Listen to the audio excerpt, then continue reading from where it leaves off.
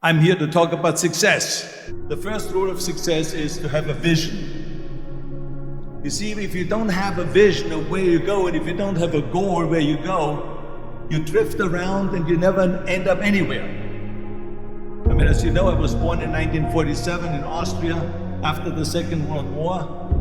So I was very fortunate that I stumbled onto my vision. And I didn't really like Austria when I grew up. I couldn't wait to get out of there. I couldn't see myself becoming a farmer or a worker in a factory or anything like that. Even though my parents wanted me to stay there and have a normal life. But that was their vision, not mine. My vision was totally different. I felt that I was born for something special, for something unique, for something big. Then one day I went to school. I remember I was 11 years old. And they showed a documentary about America. And there they showed in this documentary the huge skyscrapers, the high-rises, the huge bridges, the 6-lane freeways, and all of this stuff. And I said to myself, that's where I want to be. I don't want to be around here with these little farmhouses and these little buildings. I want to be in America. One day after school, I walked by a store in Graz. So I went inside and I looked around, and then I saw a magazine. I saw a bodybuilding magazine that had Reg Park on the cover. Reg Park was then a 3-time Mr. Universe. And I saw him on the big screen as Hercules. I read that and I said to myself, wow, this is the blueprint for my life. This is exactly what I want to do. I want to become a bodybuilding champion just like Reg Park. I want to get into movies just like Reg Park. And I want to make millions of dollars and be rich and famous just like Reg Park. Do you know how great it felt that I knew where I was going? Imagine the majority of people don't know where they're going. I knew where I was going. That I'm going to become this bodybuilding champion just like him. So it was just a question of how do you do it? I was so relieved because when you have a goal, when you have a vision, everything becomes easy. So people always ask me, when they saw me in the gym in the pumping iron days, they said, why is it that you're working out so hard? 5 hours a day, 6 hours a day, and you have always a smile on your face. And I told people all the time, I said, because to me, I am shooting for a goal. In front of me is the Mr. Universe title. So every rep that I do gets me closer to accomplishing that goal, to make this goal, this vision turn into reality. Every single set that I do, every repetition, every weight that I lift will get me a step closer to turn this goal into reality. So I couldn't wait to do another 500-pound squat. I couldn't wait to do another 500-pound bench press. I couldn't wait to do another 2,000 reps of sit-ups. I couldn't wait for the next exercise. At the age of 20, I went to London and I won the Mr. Universe contest as the youngest Mr. Universe ever. And it was because I had a goal. So let me tell you something, visualizing a goal and going after it makes it fun. You've got to have a purpose no matter what you do in life. You've got to have a purpose. 74% hate their job in America. Now there's not much different when you come to Europe. The majority of people don't like what they're doing because they're really not doing it because they didn't have a goal and they followed this goal. They just aimlessly drift around and then all of a sudden there's a job opening, so they get their job because you have to work. But then when you work, it's a chore. It's work. It's not fun.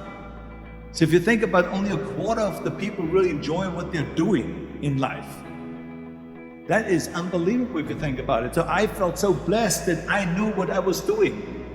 It's like a medical student that studies and knows he wants to become a doctor. You know where to go. And the same thing is also in politics. I remember that in politics, I had a very clear vision that I will be the leader of California. This is as far as I could go because I was not born in America, so I could not run for president. So being the governor of the 5th largest state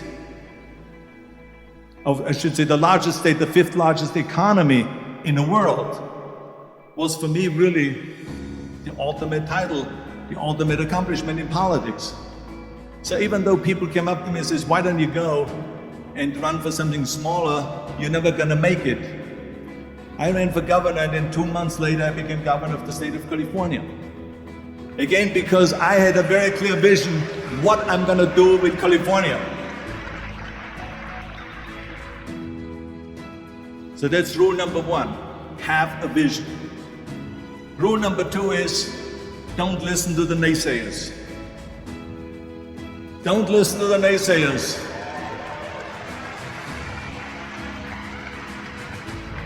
Everything I ever did, the thing that I heard out of people's mouth was, that's impossible. That can't be done. Or no. That is exactly what I heard, and of course I proved to the people that it can't be done. So whenever someone said to me, it can't be done, I heard, it can be done. When they said no, I heard yes. And when they said it's impossible, I heard, it is possible. I'm a strong believer of what Nelson Mandela said, that everything is always impossible until someone does it. Well, I'm going to be the one that said to myself, I'm going to do it and I'm going to show it to them. Maybe it has never been done before. That's perfectly fine with me. But I'm going to do it. And I did not listen to the naysayers. It's all about the hard work that you put in. I said to myself, in bodybuilding I worked out 5-6 hours a day. I'm going to do the same thing now for acting. And of course I went to college to study English. I studied the accent removal, acting classes, and all of this stuff, all day long. I worked and I worked and I worked. And within a short period of time, I made one movie called Hercules in New York, which of course went right into the toilet. But it didn't discourage me. I still had the same vision. And then all of a sudden I did Streets of San Francisco. I did Stay Hungry and Pumping On and The Villain. And then all of a sudden I was asked by Dino De Laurentiis in the Universal Studio to star in Conan the Barbarian. And after I did Conan the Barbarian, the director at the press conference said to the press, the director was John Milius. He said to the press, if we wouldn't have had Arnold, we would have had to build one. So think about that.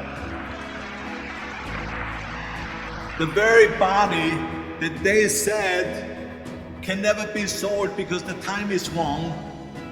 A few years later, I'm doing Conan the Barbarian, and it was the #1 hit at the box office when it came out in the summer of '82. Think about that. And the director says, if we wouldn't have had his body, we would have had to build one.